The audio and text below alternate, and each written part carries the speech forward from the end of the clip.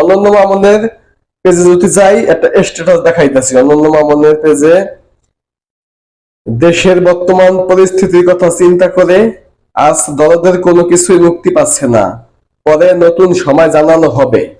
আসলে অনন্য মামুন এসব কি শুরু করছে? আজকে সাকিবিয়ানদের মন ভেঙে দিল অনন্য মামুন। দেখুন অনন্য মামুনের পেজে যদি যাই, একটা স্ট্যাটাস দেখাইতেছি অনন্য মামুনের পেজে। দেশের বর্তমান পরিস্থিতির কথা চিন্তা করে আজ দরদের কোনো কিছুই মুক্তি পাচ্ছে না, পরে নতুন সময় জানানো হবে। আসলে অনন্য মামুন এসব কি শুরু করছে?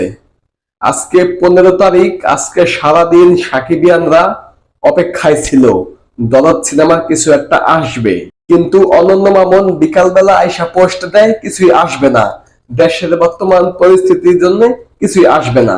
এই মিয়া, দেশের কি পরিস্থিতি সেটা জানে আপনার কি দরকার? দেশের ওই সব পরিস্থিতির সাথে তো সিনেমার কোনো সম্পর্ক নাই।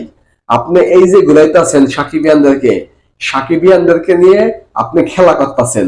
আপনি একটি দরদ সিনেমা বানিয়েছেন, সেই সিনেমাটা মুক্তি দিবেন, আজ দিবেন, কাল দিবেন, আজকে টিজার দিবেন, কালকে টিজার দিবেন, এইসব করতে করতে 2 বছর পার হয়ে যাইতেছে, কিন্তু এখন পর্যন্ত আপনি কিছুই দিতে পারলেন না।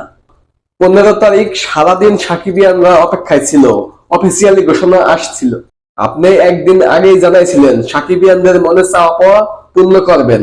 তো চলুন এই পোস্টার, আগের পোস্টার দেখি অনন্য মামুনের এখানে কি বলছিল।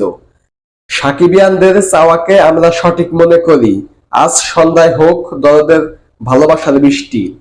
এটা ছিল এই পোস্টটা করার আগে। এই পোস্ট দেখে তো সারাদিন সবাই অপেক্ষায় ছিল, সারাদিন সবাই খুব আশা নিয়ে বসেছিল দরদ সিনেমার কিছু একটা হয়তোবা আসবে, গান ঠান কিছু একটা হয়তোবা আসবে। কিন্তু বিকালবেলা তিনি পোস্ট করে কিছুই আসবে না। এমন কাহিনী অনন্য মামুন অনেক দিন যাবত করতেছে। এমন আশা অতীতে আরো অনেক দেখাইছে, অনেক ভোগাইছে এই অনন্য মামুন। যখন সিনেমাটার শুটিং চলতেছিল ইন্ডিয়াতে, তখন থেকে সে ঘুরাইতেছে। তখন বলছিল 2024 সালের ফেব্রুয়ারি মাসের 2 তারিখে মুক্তি পাবে। তারপরে আরো 6 মাস কেটে গেছে, কিন্তু সিনেমা মুক্তির কোনো খবর নাই।